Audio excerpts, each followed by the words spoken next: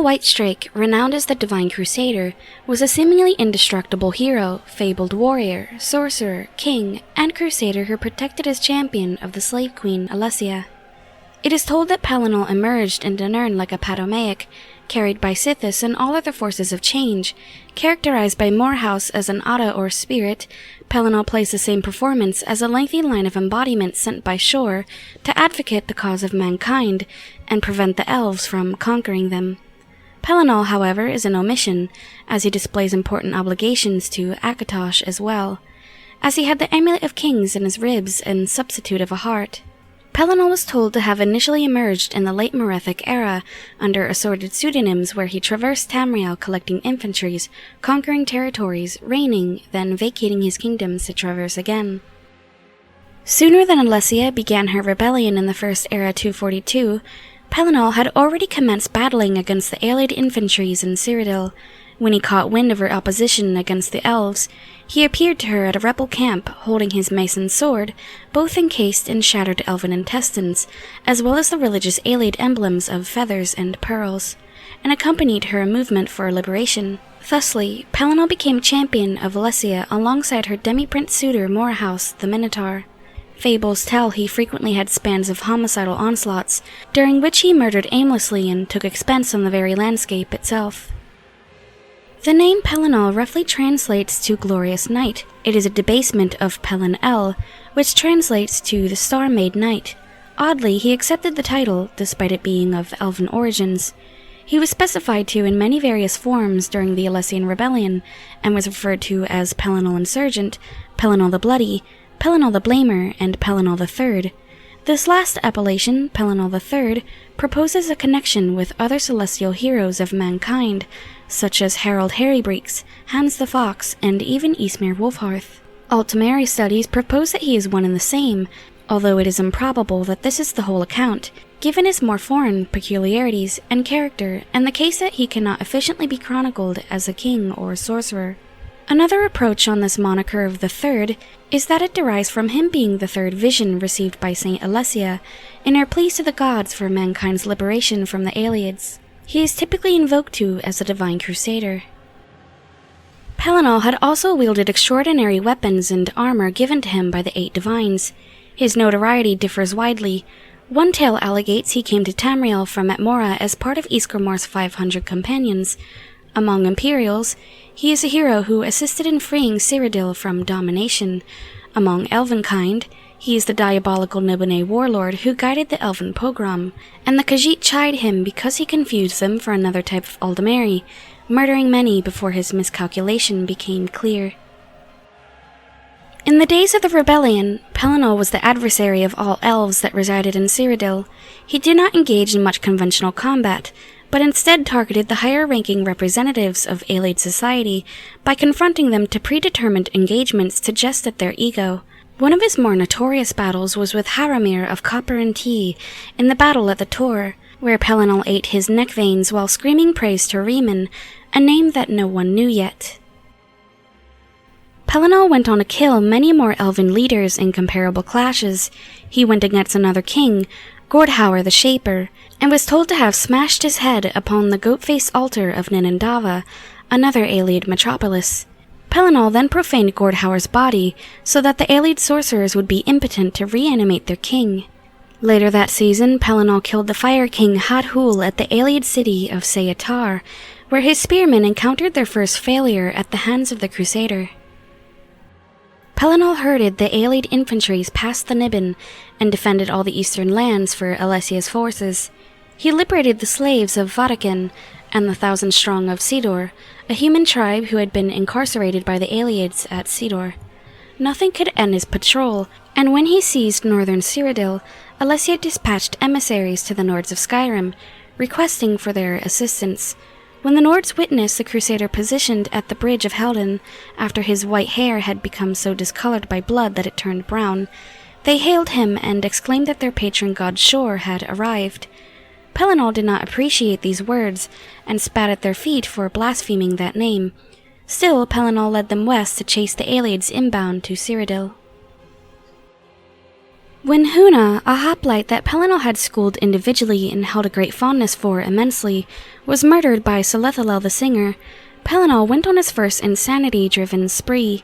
He slaughtered without direction and brought carnage from the cities of Narlame to Cyrodiil, and consumed the very landscape in a rampage, massacring any and all who were in his path. Alessia would have to plead to the gods for their aid, and they reached down to Nirn and pacified Pelinal until he halted his senseless destruction and reclaimed his fortitude. Fifth of New Teed exclaimed that Whitestrake had no heart under his armor, only the rage of a mindless dragon. Pelinal was enraged by this.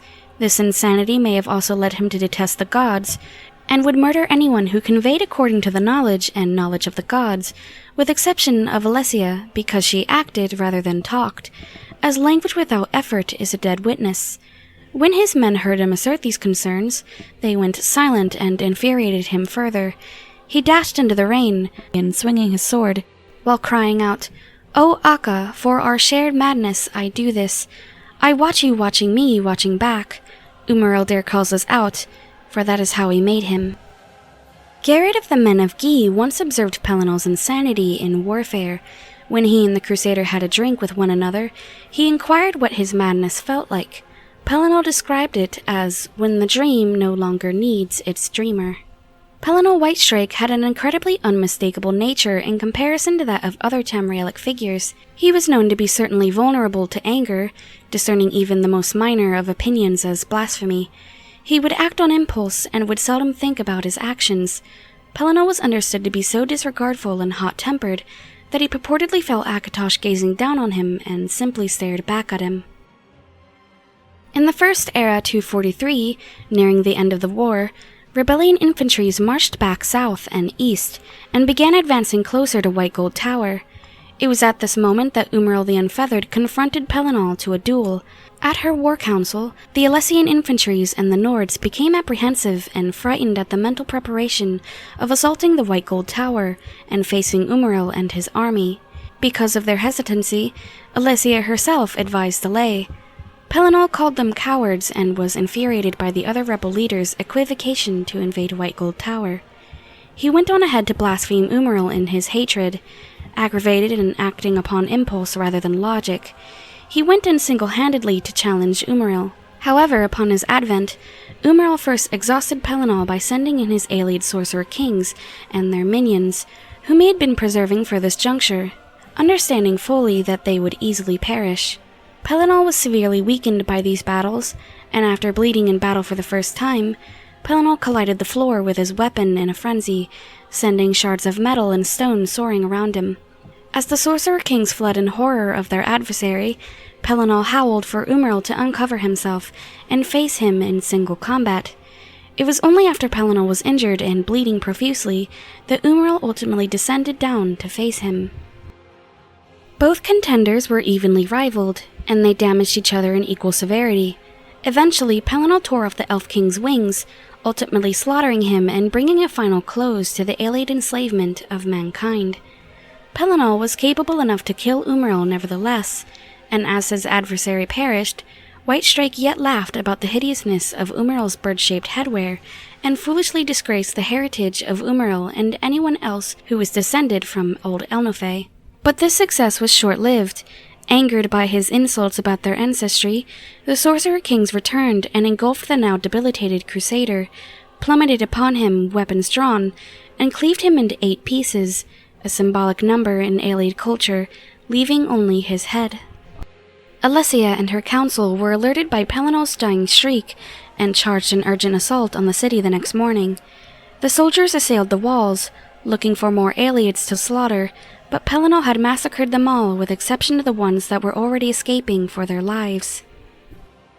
Afraid for the life of his friend, Morahouse jolted the whole tower by bashing it with his horns while he tried to contact Pelinal, but he was too late. In the tower he found the head of Pelinal Whitestrake, which the kings had left as a trophy to demonstrate that they were responsible for destroying one of the pillars of the human slave revolt. Peculiarly, Pelinal's head was still conscious and saluted Morehouse upon greeting him, much to the shock of the Minotaur. The 2 companions talked for a long period, allegedly about grief and subjects of which even Alessia herself would never hear the truth of. As the edge of his life neared, Pelinal, through forces unknown, became aware at the last moment that Umaril had yet lived. Beware, Moorhouse, beware. With the foresight of death I know that my foe yet lives. Bitter knowledge to take to my grave. Better that I had died believing myself the victor. Although cast beyond the doors of night, he will return. Be vigilant, I can no longer shield the host of men from Umaril's retribution. After this last caution, the famous yet infamous Pelinal Whitestrake expired. Bizarrely, it occurs that Pelinal had accompanied Alessia in the First Era 266 at her deathbed, although he was certainly slaughtered by the Elvish kings years prior. According to this fragment, Pelinal discovered redemption after his death, liberated from his insanity, and now performed as a chaperone to transport Alessia's soul to the afterlife.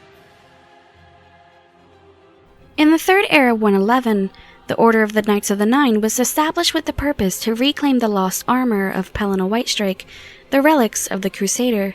Their notoriety was inaugurated when the first knights destructed the Worm of Ellenglen to reclaim the cuirass of the Crusader. The subsequent period was the Order's pinnacle, and 3 more relics were found. However, in the Third Era 121, amid the War of the Red Diamond, the Order was divided and the relics were lost once more. Following Daedric assaults on chantries all across Cyrodiil in the Third Era 433, the hero of Cyrodiil was alerted by a prophet of the fact that Umaril had lastly made his return to Cyrodiil to let loose his wrath on humanity for demolishing him and his people thousands of years prior. After an expedition, the hero obtained the vision of Pelinal Whitestrake, who put them in the direction of reassembling the Order of the Knights of the Nine and reunifying the Crusaders' relics, which were required to eradicate Umaril the Unfeathered forever. The second Divine Crusader was successful, and battled Umaril the Unfeathered one last time.